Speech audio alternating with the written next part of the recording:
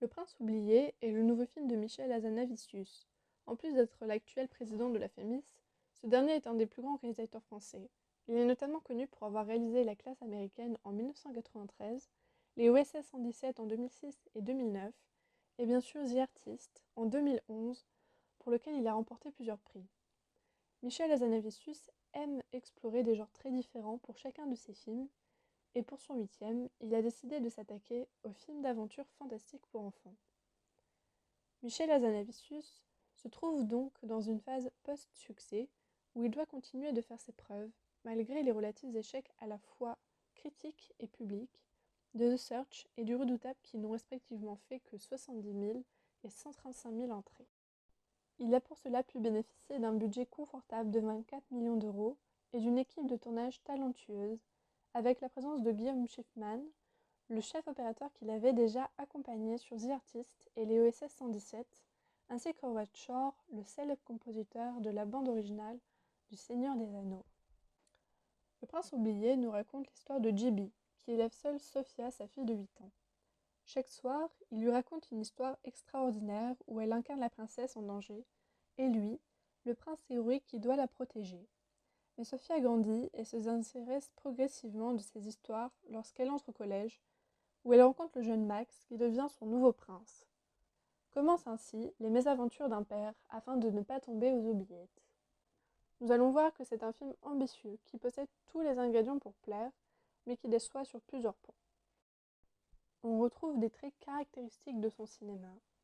Il aborde ainsi le thème de la fabrique d'images que constitue l'imagination des enfants et qui est représentée par un studio de cinéma. Cette mise en abîme est d'ailleurs intéressante. Elle fait référence au star system du cinéma qui ne marche souvent que pour un temps et où les acteurs finissent par être oubliés. C'est d'ailleurs un sujet que l'on retrouve traité dans The Artist. Et c'est cet univers imaginaire qui lui permet d'aborder un style très visuel, avec des couleurs saturées, primaires, presque kitsch, qui retranscrivent l'univers enfantin, opposé à un univers réel plutôt précaire. Il essaie toutefois de donner une part de fantaisie au monde réel, en utilisant des panneaux publicitaires pour en faire des ellipses narratives.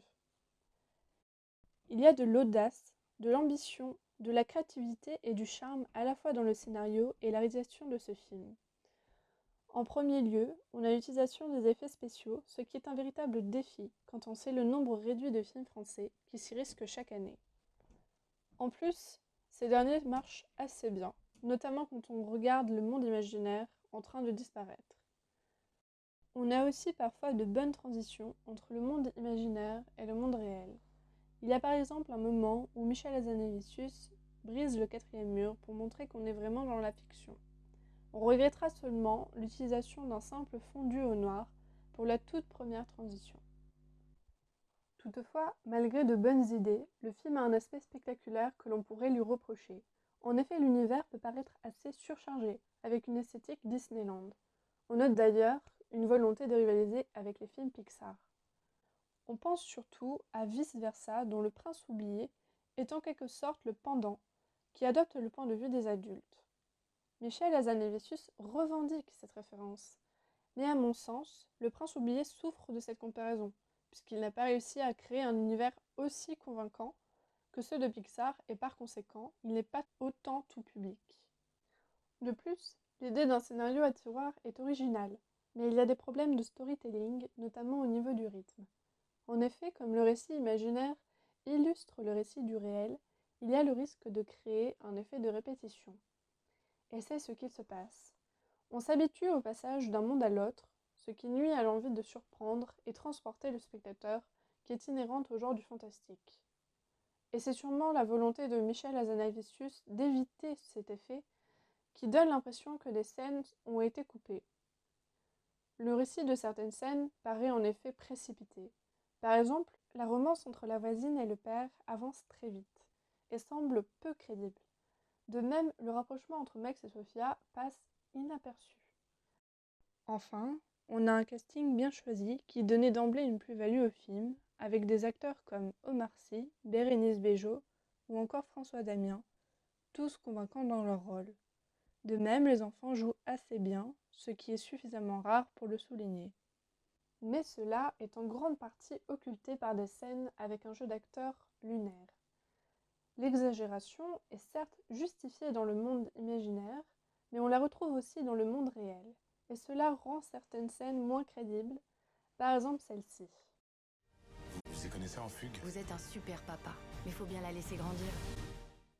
Et après avoir réalisé des films comme OSS 117 ou La classe américaine, on aurait pu s'attendre à un humour un peu plus subtil et efficace de la part de Michel Hazanavicius. Pour conclure, on peut dire que beaucoup d'éléments étaient prometteurs dans ce film, mais qui fait preuve d'un manque d'imagination paradoxal, qui contraste avec son scénario qui lui permettait une certaine liberté de réalisation. De plus, bien que le film se veuille familial, le public adulte n'y trouvera pas forcément son compte, mais cela n'en fait pas pour autant un mauvais film. En effet, il faut saluer la proposition de Michel Hazanavicius, qui reste ambitieuse au sein du cinéma français, avec un pari réussi concernant les effets spéciaux. Notons également que voir un personnage noir dans un rôle principal, autre que négatif, n'est pas si courant. Il est donc impératif d'encourager des entreprises cinématographiques comme celle-ci.